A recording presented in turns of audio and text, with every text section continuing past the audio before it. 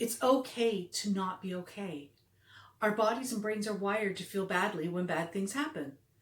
Those sensations you feel when you're angry and anxious, they happen when the neurochemistry in your system goes into a fright, flight, fight mode.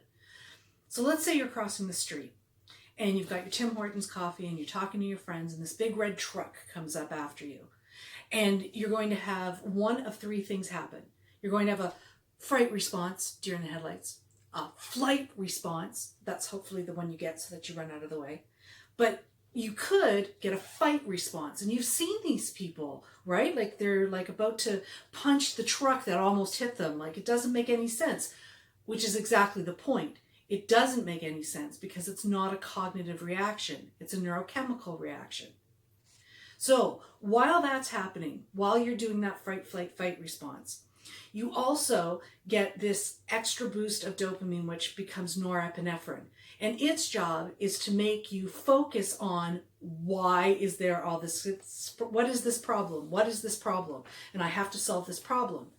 And so the dopamine keeps you focused, which is really important when you're almost get hit by a truck, because you don't want to be like, oh, I love the flowers in the window there. You want to stay focused on what's going on.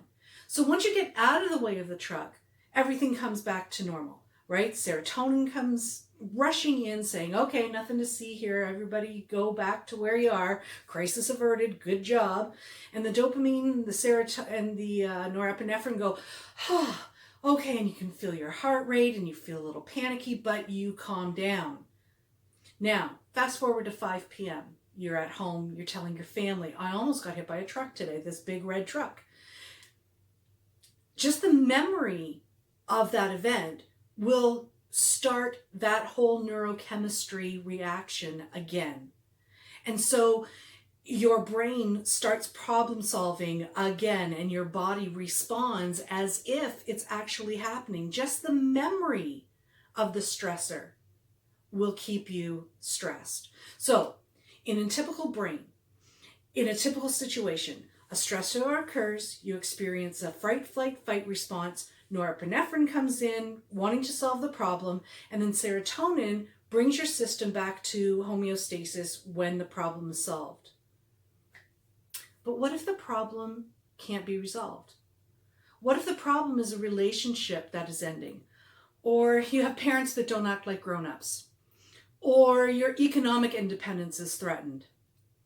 Your neurochemistry will continue to bring you into fright, flight mode, focusing on solving the problem, getting you stuck in that vicious loop of anxiety and anger. You will not be okay.